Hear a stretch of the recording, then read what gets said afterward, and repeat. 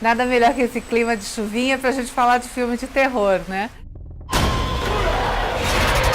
Então eu já começo falando porque nessa semana, dia 18, vai entrar em cartaz nos cinemas Sobrenatural, a Última Chave. Ele é mais um filme da franquia Sobrenatural, são aqueles super aterradores com Patrick Wilson e Rose Byrne, que tem casas mal assombradas, que querem vir pegar o menino e etc. Adoro, e assusta sempre. Os outros filmes da franquia e esse agora são todos produzidos pela Blumhouse, que é praticamente uma especialista em buscar projetos baratos que acabam rendendo um grande dinheiro.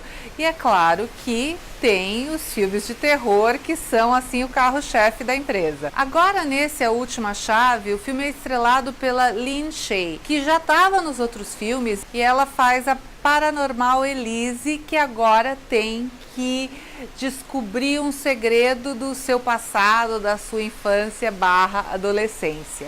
Elise?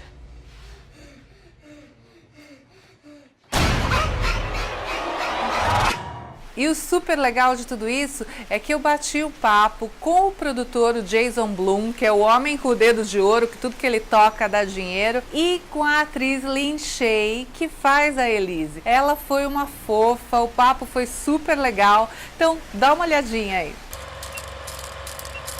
Hello, Lin. First of all, welcome to Brazil. Thank you so much. What a beautiful country. Oh my goodness. And the people, it starts with the people, right? Did you have time to enjoy, to look around at the city? A little bit. We went to the big marketplace yesterday. Oh, nice. And I realized the compositions, it's not just putting fruits out, you know, everything is like a painting. It's really a beautiful.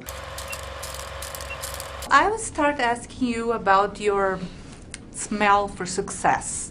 You know, because you have all these great successes in the movies, in television. So, how do you do that? How do I do it? How do I do it? I don't know. I try to shut out the noise from other people, and I try not to do things. Almost every movie that we've succeeded with has been around Hollywood for 2 or 3 years, and a lot of people have passed on it. So I try not to focus on the new thing. I try and focus on things that we like, even if other people don't like them. It's really important that our movies are not expensive, so we don't take big risk. And if you take the big risk out of the decision-making process, it makes you much more likely to try new things. So I think the low budgets is a key part of it. You have this fantastic career, very prolific, and you did many horror movies, including Nightmare on Elm Street. Right. So my question is, are you a fan of horror movies? It's a very good question. I'm a fan of storytelling. I think more than anything, a good story. And I don't separate it that much. I mean, I don't gravitate towards horror because I have friends who do. I have friends who are in the horror community, and they really, you know, they gravitate towards very graphic, very scary stories, you know, witches, and I mean, which I don't judge at all. But I'm not one. It doesn't. What attracts me is a good story. I didn't just love horror movies. I loved all kind of movies. But I couldn't do my job if I didn't love horror movies. And what I really love about horror movies is all of us who make them and who are involved. The community of scary movie makers is very supportive, and we're very funny, and we're very weird and very different. And I really like that about scary movies. I've seen ghosts before, all those years ago. I can see things too. But this one's different. When you were offered to do the first Insidious, could you ever think like, oh, this is gonna be huge, there are gonna be 3 movies, and how was it? How you got into this project? We never thought it was. We thought it was going to be, we hoped it would be a good movie, end of story. I met James Wan. He was a fan of a little movie I did called Dead End some years ago. And he came to my home with a friend, and we met, and he's a sweet man. He's one of the sweetest people I know, and very smart.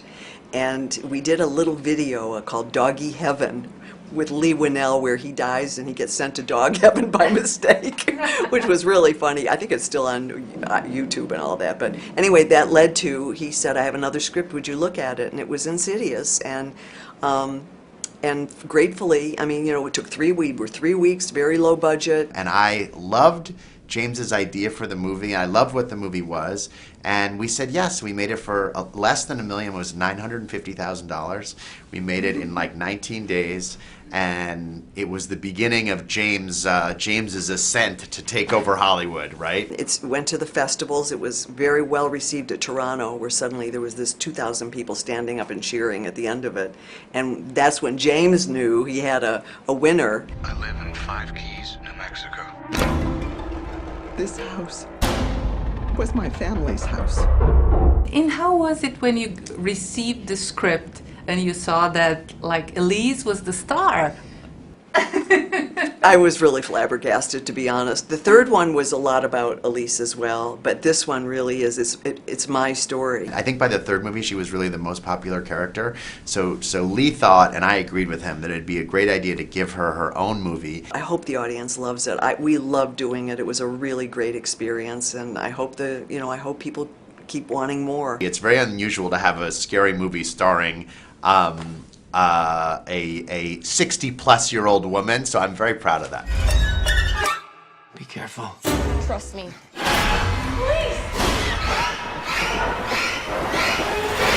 Okay, thank you so much. Thank you. Nice to meet you. Thank you. You're lovely. Thank you. I appreciate it. These hauntings can be terrifying things.